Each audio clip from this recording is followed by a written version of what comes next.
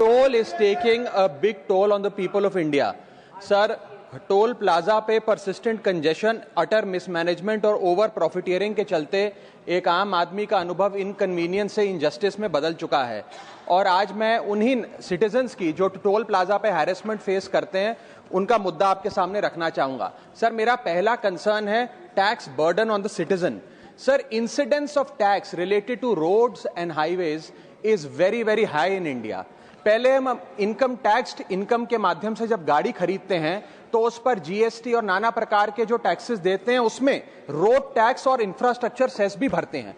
उसके बाद जब पेट्रोल डीजल भरवाते हैं तो स्पेशल एक्साइज ड्यूटी वैट के साथ साथ हम रोड डेवलपमेंट सेस और इंफ्रास्ट्रक्चर सेस भी भरते हैं। उसके बाद जब हाईवे पे गाड़ी चलाते हैं तो टोल टैक्स भी हमसे वसूला जाता है, जो एक नागरिक के लिए अनबियरेबल बनता जा रहा है। सर, मेरा सेकंड कंसर्न है extremely poor quality of roads. Sir, इतना टैक्स भरने के बाद हम उम्मीद करते हैं कि रोड की क्वालिटी अच्छी होगी, ड्रेनेज सिस्टम अच्छा होगा, लेन डीमार्किंग होगी, लाइटिंग होगी और सेफ्टी इंफ्रास्ट्रक्चर होगा, लेकिन यह भी हासिल नहीं होता और इसी के साथ साथ नेग्लेजिबल मेंटेनेंस का भी शिकार होना पड़ता है, जिसके चलते गड्ढे, पॉटहोल्स, ब्लैक स्पॉट्स और सरफेस डिफॉर्मिटीज देखी जाती हैं और हजारों लोग रोड एक्सीडेंट्स का सालाना शिकार होते हैं। सर, इसके साथ साथ मैं बताना चाहूंगा कि केरला हाईकोर्ट ने हाल ही में अपने एक ऑर्डर में एनएचएआई को फटकार लगाते हुए कहा that if road continues to be bad और incomplete, NHAI has no right to collect the toll और टोल प्लाजा बंद कर दिए। जम्मू कश्मीर हाईकोर्ट ने अपने 2 टोल प्लाजाओं पे 80% की छूट देते हुए कहा कि सड़कें इतनी खराब हैं कि ऑपरेटर को टोल वसूलने की कोई अधिकार नहीं है।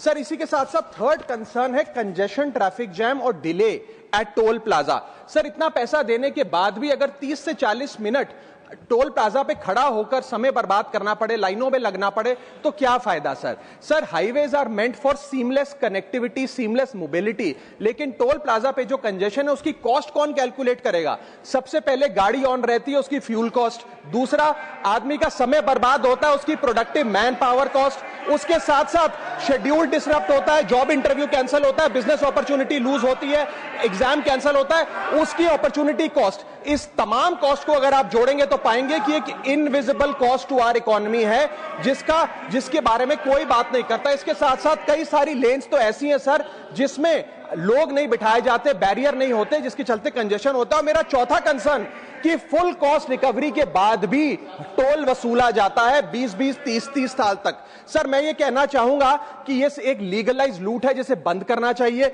इसके साथ साथ एक नियम बनना चाहिए कि अगर 5 मिनट से ज्यादा कोई भी सिटीजन टोल प्लाजा पे खड़ा है तो उसकी गाड़ी को फ्री में निकलने दिया जाए, उससे कोई टैक्स, कोई टोल